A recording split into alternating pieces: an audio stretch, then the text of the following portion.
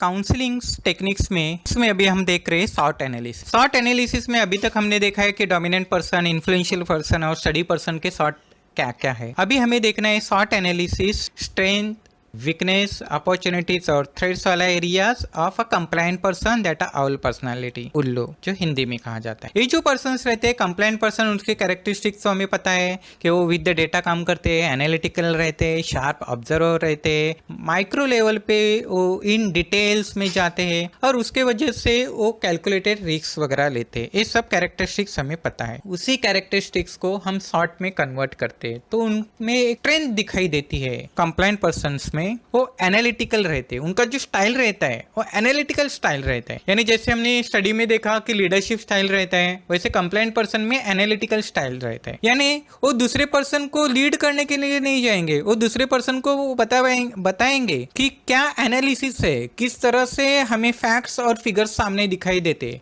और इसके वजह से सामने वाला पर्सन उनके एनालिटिकल स्टाइल को ही लीडरशिप स्टाइल बहुत बार मान लेता है। और ये जो पर्सन है वो अच्छी तरह से एनालाइज करते हैं क्योंकि उनका ऑब्जर्वेशंस भी बहुत अच्छा रहता है। तो इनका स्ट्रेंथ वाला एरियाज है वो बहुत माइन्यूट लेवल पे जाके ऑब्जर्व करते हैं, एनालाइज करते हैं, इसीलिए कोई भी काम हो वो अच्छी लेवल पे रिजल्ट दे सकते हैं, वो अच्छा काम कर सकते, परफेक्ट काम कर सकते हैं। यानी मास्टर लेवल पे उन्हें स्किल हासिल होती है। यानी अगर वो कंप्यूटर सीखने जाए तो भी मास्टर लेवल पे, सॉफ्टवेयर करने जाए तो भी मास्टर लेवल पे, कोई अगर उनको चीज़ बनानी है तो भी वो अच्छी तरह से बनाते हैं। जो भी कुछ सीखने जाते हैं वो अच्छी लेवल पे वो कर पाते हैं। एज अ परफेक्शनिस्ट करके ही हम इस कंप्लायंट पर्सनालिटीज को देखते हैं। उनका फोकस हमेशा एक्यूरेसी पे जाता है। यानी वो कुछ भी अगर करेंगे तो एक्यूरेट करेंगे, खाना भी बनाएंगे तो एक्यूरेट लेवल पे जा, छोटा सा भी अगर काम करेंगे तो भी उनको में एक्यूरेसी चाहिए, इसीलिए हम उन्हें परफेक्शनिस्ट भी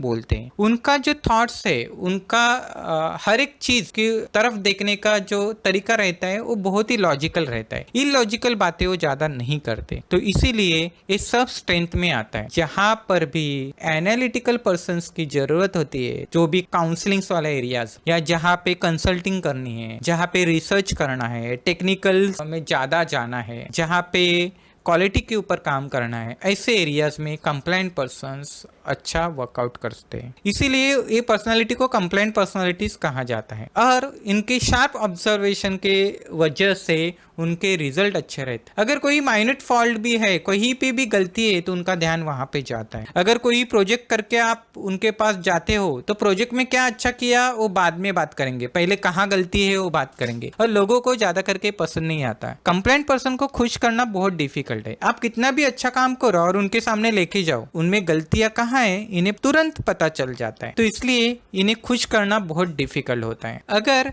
ये जो स्ट्रेंथ का एरियाज देखने के बाद हमें पता चलता है कि कुछ चीजें ऐसी है कि जो वीकनेस में कन्वर्ट होती है, वो अच्छी तरह से फोकस करते हैं, एक्यूरेसी के लेवल पे एनालिटिकल है, इसीलिए एक वीकनेस उसके वजह से आ जाता है कि वो डिसीजंस लेने में देरी करते हैं, क्योंकि उन्हें एनालाइज करने के लिए, एनालिसिस करने के लिए वक्त लगता है। तो एक वीकनेस वाला पार्ट होता है, जहां पे जरूरत है जल्दी जल्दी डिसीजंस लेना है, वहां पे लैग कर जाते हैं। वो हर एक काम परफेक्ट लेवल पे करना चाहते हैं, एक्यूरेट लेवल पे करना चाहते हैं। तो इसलिए कहीं पे भी अगर डिसीजंस लेना है, कोई एक चीज अगर उन्हें लाइफ में डिसाइड करनी है कि आपको यही करना है, तो कौन सी चीज अगर उन्हें करनी है, ये अगर चॉइस करना है, टारगेट करना है, तो वो कंफ्यूज हो जाते हैं। उनमें ड्यूअल थॉट आता है, ए करूँ कि ओ करूँ, क्योंकि वो हर एक लेवल में स्ट्रांग रहते हैं। उन्हें ए भी अच्छा आता है, बी भी अच्छा आता है, सी भी अच्छा, तो ए बी सी में से क्या चॉइस करूँ, तो ड्यूअल थॉट्स में चले जाते हैं। और ये सामने वाले पर्सन की छोटी छोटी गलतियां भी नजरअंदाज नहीं कर सकते। इन फैमिलीज में इसकी वजह से प्रॉब्लम आता है। अगर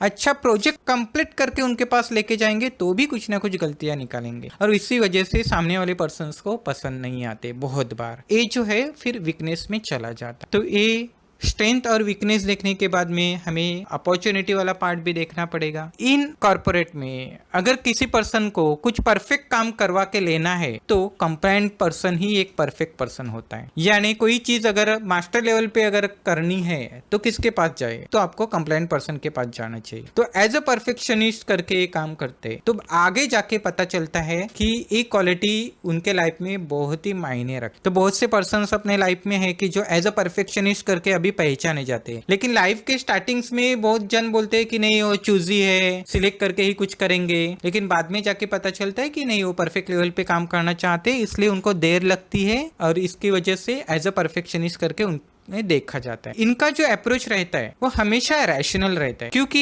ये एक्यूरेट लेवल पे काम करना चाहते हैं, लॉजिकल थिंक आउट करते हैं, तो कहीं पे भी वो इमोशनल डिसीजंस नहीं देते। जो भी डिसीजंस देना है रैशनली देंगे, जो भी प्लस माइनस है, डेटा है, वो सब स्टडीज करके वो डिसीजंस देंगे। बहुत बार वो मेथड्स फॉलो करते हैं।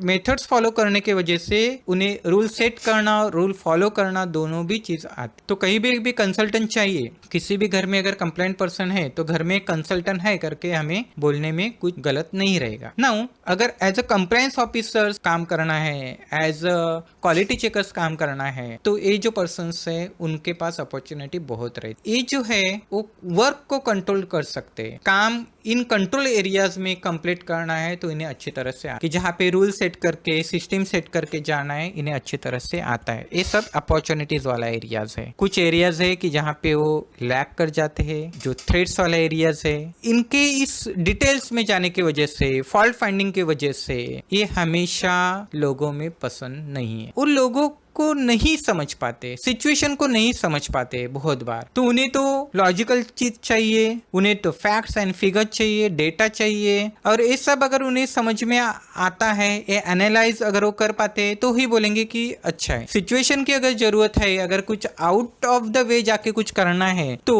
वो बहुत बार नहीं कर पाते, क्योंकि उन्हें लॉजिकल ही आंसर चाहिए होता है।